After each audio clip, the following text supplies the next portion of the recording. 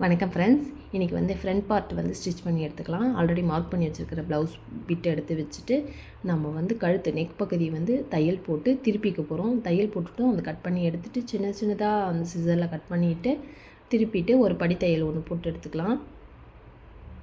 நம்ம என்ன தான் வந்து ஸ்பீடாக நம்ம இருந்தாலும் நம்மளோட மிஷின் வந்து நம்ம ஸ்பீடுக்கு ஈடு கொடுக்காது. அதனால் வந்து மிஷினை வந்து நம்ம வந்து தைக்கிறப்ப கொஞ்சம் வந்து கேர்ஃபுல்லாக தான் ப்ரெஸ் பண்ணணும். அப்படி நம்ம ஓவராக அந்த ஸ்பீடில் இருக்கிறப்போ நம்ம ஸ்டிச் பண்ணணும் என்ன ஆகும்னா இந்த மாதிரி நூலெல்லாம் கட் ஆகும். அது ஒரு சாஃப்டாக தான் நம்ம ஹேண்டில் பண்ணணும். அப்புறம் பார்த்திங்கன்னா சுற்றியே ஒரு தையல் போட்டு எடுத்துக்கலாம். தையல் போட்டு எடுத்துகிட்டு எக்ஸ்ட்ரா இருக்கிற பீசஸ் எல்லாம் கட் பண்ணி எடுத்துக்கலாம். ஆக்சுவலாக நம்ம வந்து லைனிங் கிளாத் வச்சு தான் நம்ம மார்க் பண்ணியிருக்கிறோம். அப்போ லைனிங் கிளாத் தான் நம்மளுக்கு வந்து கரெக்டான மெஷர்மெண்ட்டுக்கான அளவு. மெயின் பீஸில் இருக்கிற அளவெல்லாம் வந்து எக்ஸஸாக இருக்கிற பீஸு அதெல்லாம் நம்ம கட் பண்ணி ரிமூவ் பண்ணிட்டு போகிறோம். சைடில் இருக்கிற அந்த ப்ரிசஸ் கட் பீசஸ் எல்லாம் இருக்குது இல்லைங்களா, அதை கட் பண்ணி எடுத்துக்கலாம்.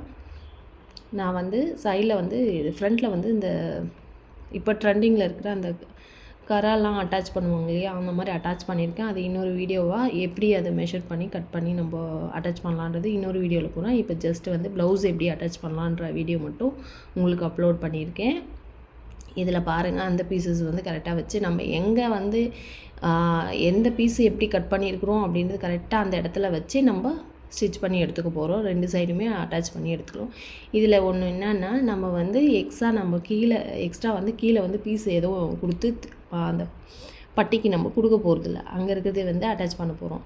இது மாதிரி நம்ம கட் பண்ணி தைக்கிறப்பனாவும் கீழே கண்டிப்பாக அன்ஈக்குவலாக தான் வரும். அந்த எக்ஸ்ட்ரா வர பீசஸ் வந்து கட் பண்ணி எடுத்துகிட்டு போகிறோம். நம்ம ஃப்ரண்ட் பார்ட் பேக் பார்ட்டு வச்சுட்டு நம்ம கரெக்டான மெஷர்மெண்ட் அளவு எடுத்துகிட்டு மார்க் பண்ணி எடுத்துக்கலாம். சைட்லலாம் கரெக்டாக இருக்கணும். சைடில் 2 சைடு அட்டாச் பண்ணுறோம் இல்லையா, அதை மட்டும் சைடில் கரெக்டாக பார்த்துட்டு எக்ஸ்ட்ரா இருக்கிறது அன்ஈக்குவலாக இருக்கிறது வந்து கட் பண்ணி எடுத்துக்கலாம். ஆல்ரெடி நம்ம வந்து நிறைய கிளாத் விட்டுருக்கோம். நம்ம கீழேயும் டவுன்லேயும் விற்றுருக்கோம்.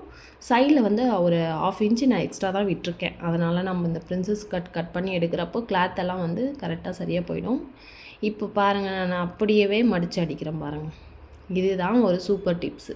இதெல்லாம் இந்த டிப்ஸ் ஃபாலோ பண்ணிங்கன்னா நீங்கள் 10 மினிட்ஸில் வந்து ப்ளவுஸை வந்து ரொம்ப ஈஸியாக வந்து ஸ்டிச் பண்ணி எடுத்துடலாம்.